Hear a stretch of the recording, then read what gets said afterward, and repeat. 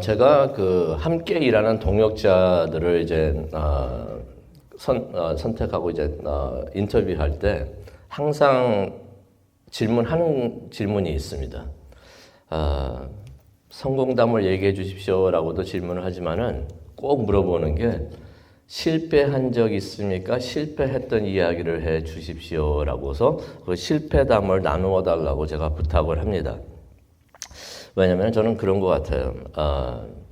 실패를 전혀 안 했던 사람보다도 두 사람이 있다 그러면 한 사람은 실패를 전혀 안 했어요. 한 사람은 실패를 좀 했어요. 하지만 잘 이겨냈어요. 그러면 저는 실패를 한 번도 안 하고 성공만 했던 사람보다는 실패를 했던 사람과 함께 사역을 하고 싶습니다. 왜냐하면은 뭐 다 그런 건 아니겠지만은 대체로 실패를 안 해본 사람은 자신이 최고라고 생각할 수도 있어요. 자신이 최고라고 생각할 수도 있고, 또 앞으로 더 큰 문제는 앞으로 실패를 할 때 어떻게 해야 될 줄 모를 수도 있습니다. 근데 사역이란 것, 또 삶이라는 게 실패 없이는 이루어질 수가 없겠죠. 그래서 저는 그렇게 생각을 해봅니다. 그러면서 반대로 실패를 해본 사람은 많이 겸손해요. 겸손하고 하나님을 의지할 줄을 압니다. 그리고 가장 중요한 것은 그 실패를 어떻게 해야지 이겨낼 수 있다는 것을 아는 사람들이에요. 그래서 그런 분들하고 함께 사역을 하기를 원합니다. 제가 왜 이 말씀을 드리냐면은 여호사밧이, 우리가 또 여호사밧의 이야기를 계속 하는데요. 여호사밧이 큰 실수를 했습니다. 하나님 앞에서 죄를 지었죠. 하나님을 멀리하고 하나님을 미워하는 사람, 그 아합과 정혼을 맺습니다. 그 잘못된 결혼을 하죠. 잘못된 결혼을 해가지고 잘못된 동맹을 맺습니다. 잘못된 동맹으로 인해가지고 잘못된 전쟁에 나가고요. 잘못된 전쟁에 나가가지고 잘못된 죽음을 맞이할 뻔했던 것입니다. 근데 간신히 하나님의 은혜로 살아남아가지고 이제 돌아오게 되는데요. 그런 생각을 해봐요. 성경 말씀에 직접적으로 그 내용은 없지만은 성경 말씀을 가만히 묵상하다 보면은 이 사람이 자기 잘못을 통해서 많이 깨달았구나 하는 것을 우리가 볼 수가 있습니다. 그래가지고 새롭게 새로운 모습으로 변하는데요. 그 내용을 우리 한번 보기를 원합니다. 실패한 후에 새롭게 변한 여호사밧의 이야기를 역대하 19장을 통해서 한번 보도록 하겠습니다. 1절을 보니까요, 여호사밧이 평안히 예루살렘에 돌아왔다라는 말씀이 있습니다. 평안히 돌아왔다는 말은 무슨 말이냐면요, 그 전쟁에서 아합이 죽었죠. 아합이 죽은 그 전쟁에서 무사히 살아서 돌아왔다는 얘기입니다. 무사히 살아서 돌아왔다. 근데 이건 완전히 하나님의 은혜였습니다. 그 순간을 어저께도 말씀을 드렸지만은 그 18장 31절을 보게 되면은 이런 얘기가 나옵니다. 그 아합 왕이 그 자신의 옷을 여호사밧에게 입힙니다. 그 여호사밧은 왜 그 남의 옷을 입습니까? 남의 왕 옷을 딱 입고 전쟁터에 나갔는데 그 아람 사람들은 뭘 했습니까? 다른 사람과 싸울 필요도 없다. 저기 이스라엘 왕 아합만 죽여라 해가지고 전부 다 아합을 공격을 하고 있었던 거예요. 그러니까 이 여호사밧이 깜짝 놀라가지고 나 살려요 하면서 아마 하나님을 열심히 찾았겠죠. 성경에는 소리를 질렀다고 그래요. 하나님을 찾으면서 소리를 지르지 않았을까 그렇게 생각을 합니다. 그때 성경에서 뭐라고 표현하고 있냐면요, 하나님이 오셔가지고 그를 도와주셨다라는 말씀이 있는 것입니다. 죽을 뻔했었는데 하나님의 자비로, 하나님의 은혜로 간신히 살아났다는 것입니다. 그러고 난 후에 이제 1절이 예루살렘에 돌아왔다는 얘기는 무슨 말이냐면 그 후에 예루살렘으로 돌아왔다는 것입니다. 근데 예루살렘 자기 궁에 이제 돌아왔는데 그를 맞이한 사람이 있습니다. 2절에 보니까 선지자 예후였다라는 말이 나옵니다. 선지자 예후는요, 선지자 하나니의 아들입니다. 2절에도 나오는 이야기인데요. 여러 사람의 이름이 나오니까 헷갈릴 수가 있지만은, 이거 우리가 얼마 전에 들었던 이름들입니다. 기억하시면 참 좋을 것 같아요. 선지자 하나니의 아들이 되는데요. 이 선지자 하나니는 어떠한 사람이었는가? 기억하시죠? 여호사밧의 아버지가 아사였습니다. 아사가 하나님을 의지하지 않고 아람 왕을 의지하니까 그것을 책망을 했던 사람이에요.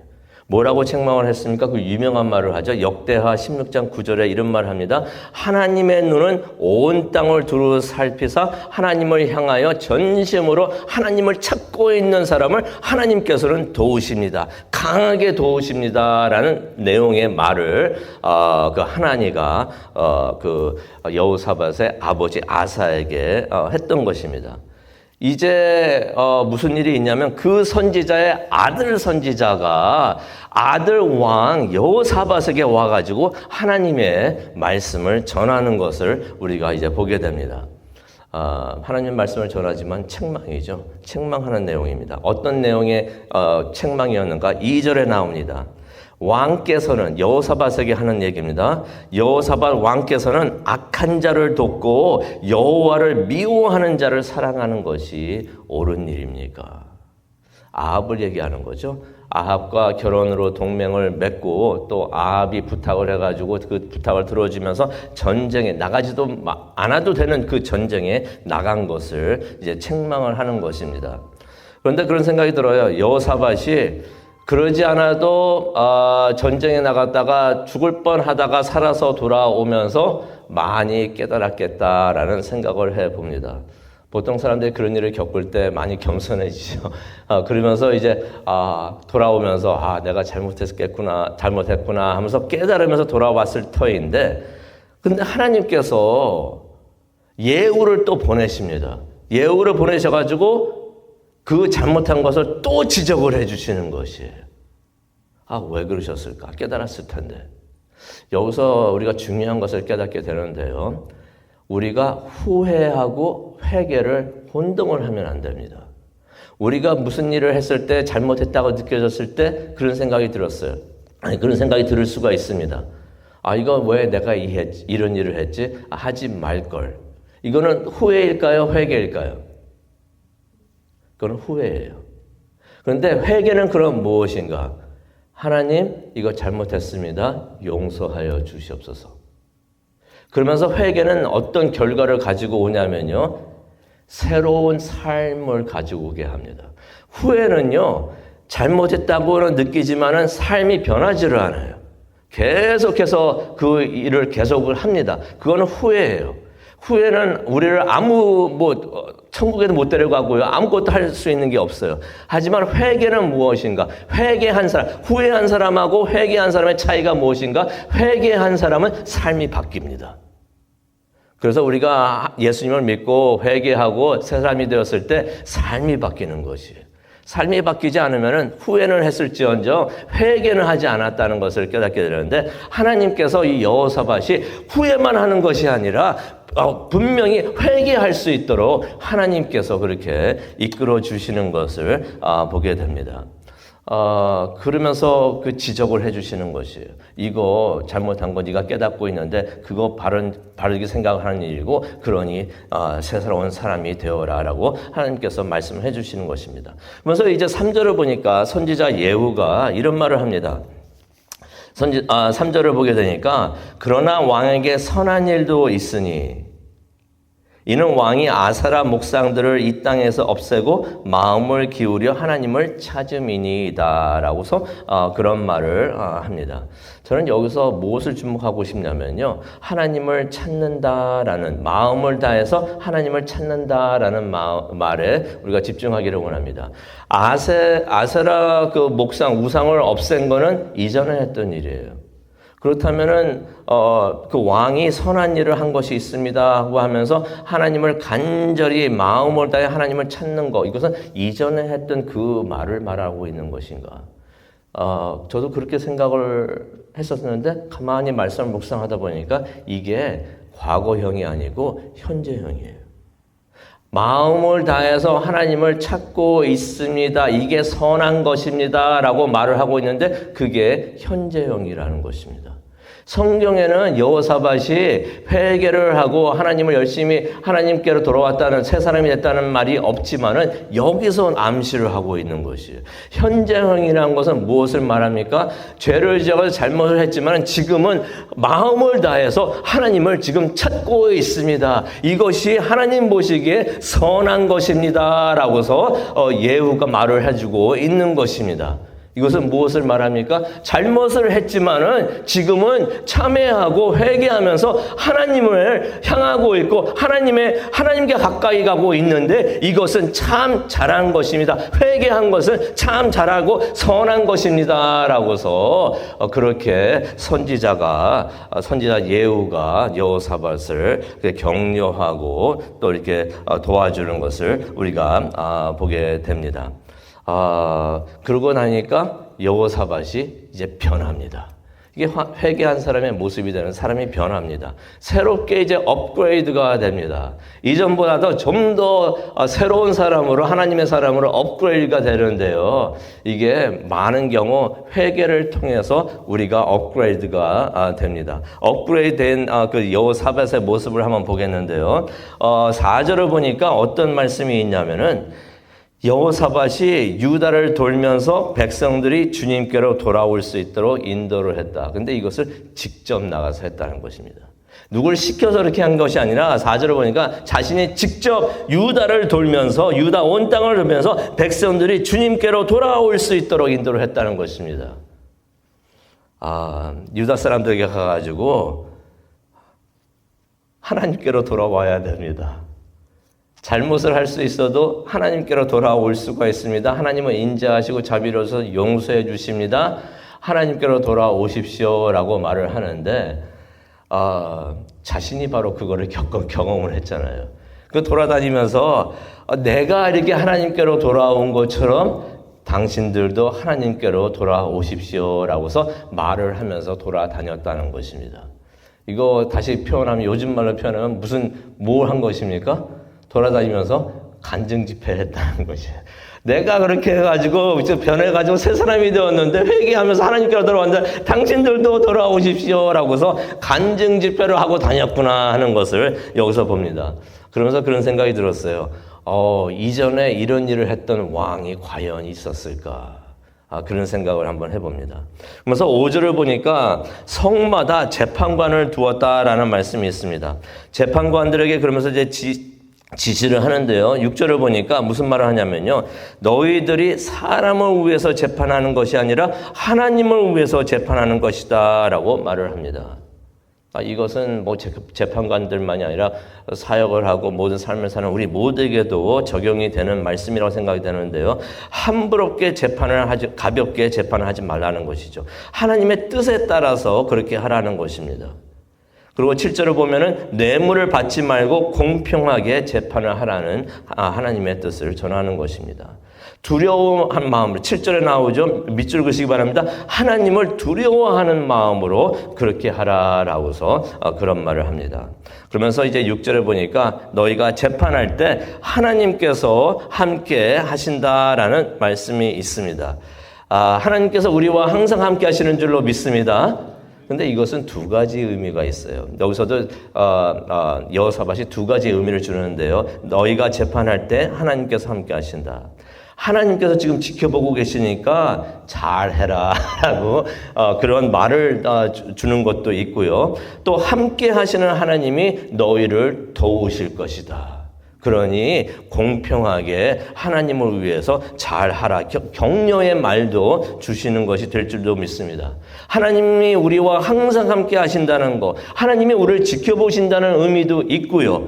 또 우리를 지켜 보호해 주신다는 의미도 있는 줄로 믿습니다. 우리가 참 삶을 살고 무슨 일 하든지 잘 하기를 원합니다. 그러면서 이제 8절을 보니까 예루살렘에도 레위인들을 세워가지고 송사를 재판하게 했다라는 말씀이 있습니다. 이거 요즘 말로 표현을 한다면은 대법원을 세웠다는 것입니다. 지방법원을 세운 다음에 예루살렘에 대법원을 세웠다는 얘기입니다. 그러면서 또 그들에게도 지시를 하죠. 진심으로 충심으로 하나님을 경외하는 마음으로. 또 나옵니다. 아까 7절에도 나왔죠. 하나님을 두려워하는 마음으로 하라고 하는데 여기서 또 그럽니다. 하나님을 두려워하는 마음으로 하라. 하나님을 두려워하는 마음으로 재판을 하라. 그러면서 이제 10절에 나오죠. 송사가 있으면, 없을 수가 없는데 송사가 있으면은 그들에게 경고를 하여서 하나님께 죄 짓는 일이 없게 하라. 송사하는 게 잘못된 게 아닌데 송사를 하면서 하나님께 죄 짓는 일이 없게 하라라고 말을 하는 것입니다. 그러지 않으면은 하나님의 진노가 있을 것이다. 하나님의 진노를 얘기를 합니다.